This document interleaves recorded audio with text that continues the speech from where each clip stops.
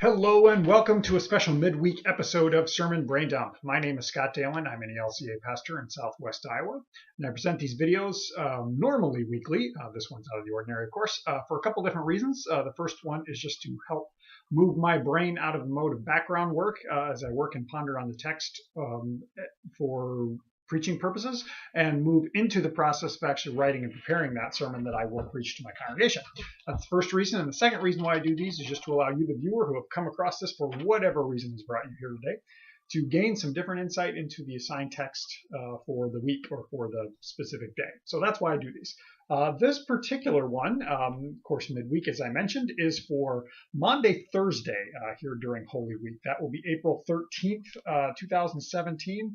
Maundy Thursday is the day in the church year, or specifically during Holy Week, when we gather and we celebrate or we recognize or we remember, whatever you want to say, the event of the Last Supper that Jesus spent with the disciples. Now, there's a couple of different focal points for Maundy Thursday, depending on your congregation, and maybe even depending, or maybe it changes year to year.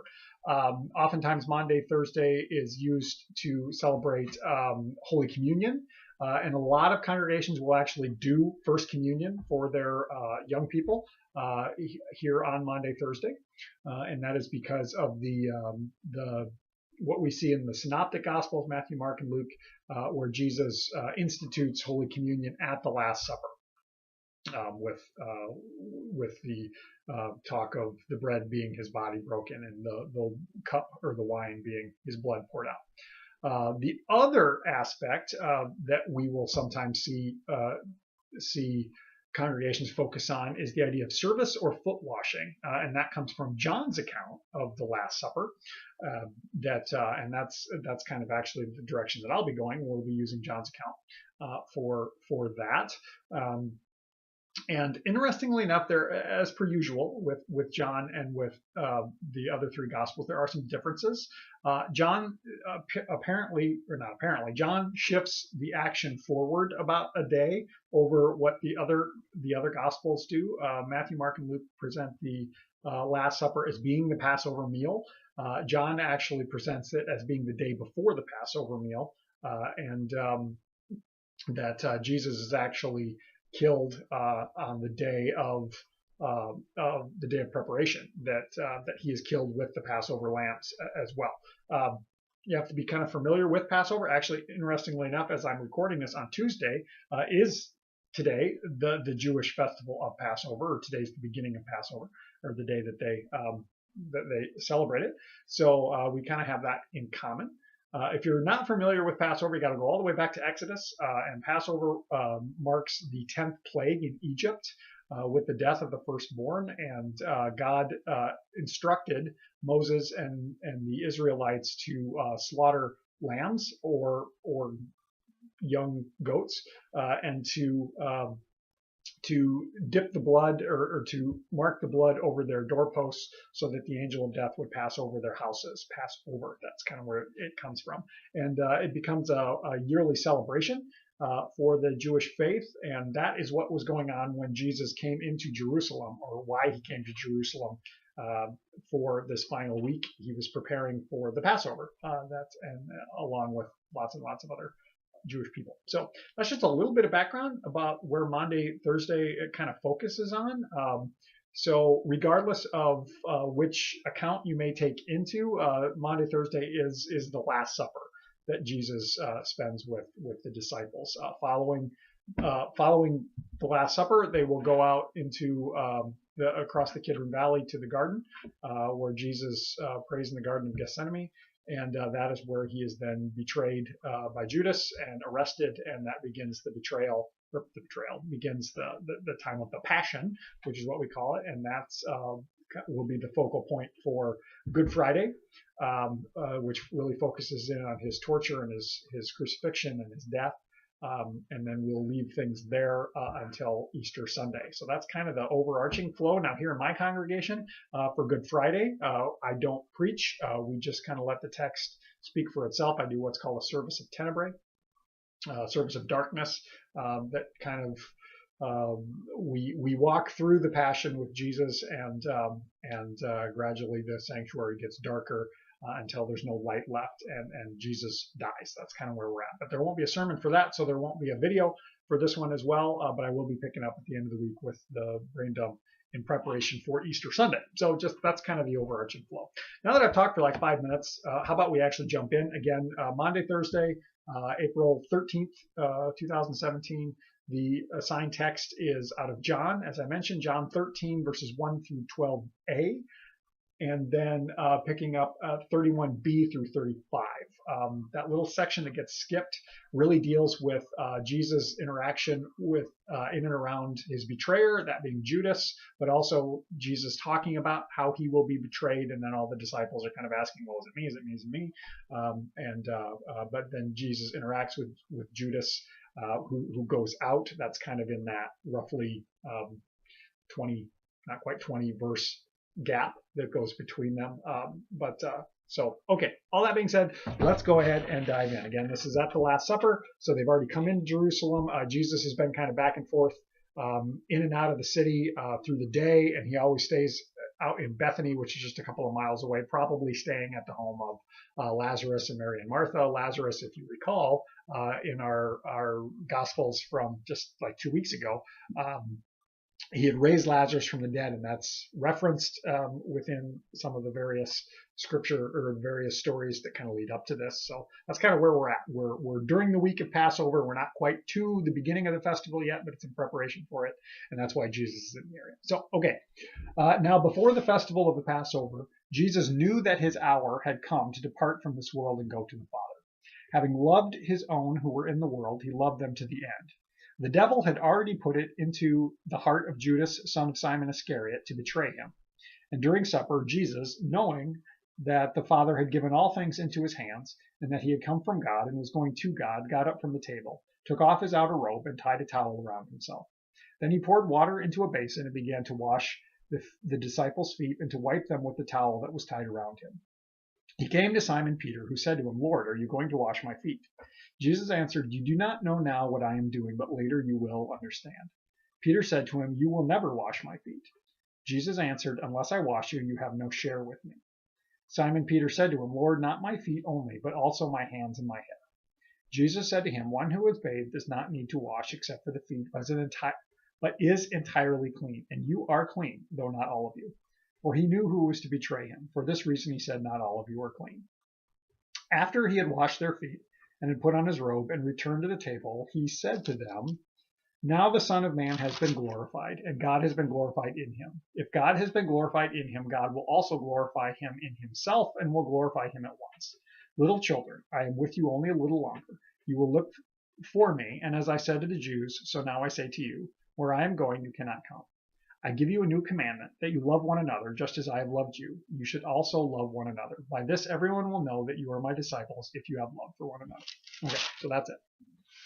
Some thoughts on what's going on here. The foot washing is interesting.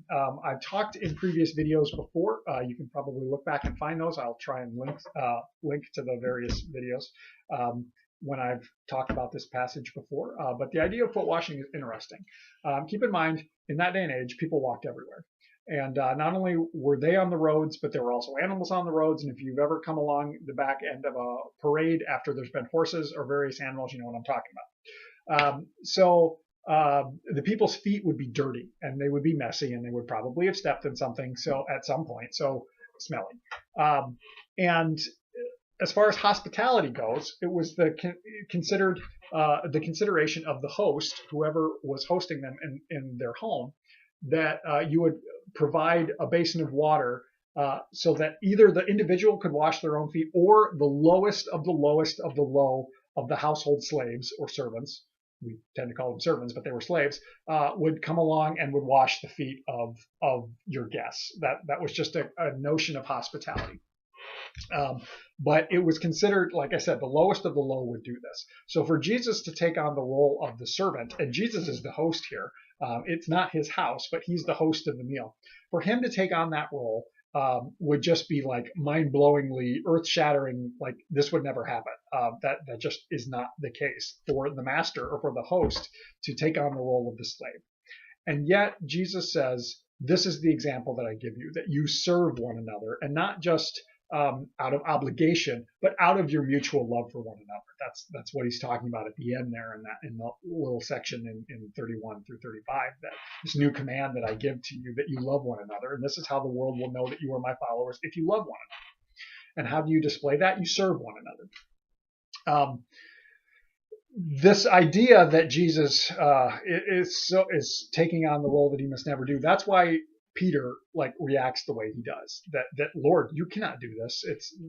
You'll never do this. And there's that interesting exchange. Now, what's interesting is first Peter resists it, which is pretty typical of our human tendency to resist the work of God in our own lives. That no, I don't want this. I have to do this on my own. You can't do this for me.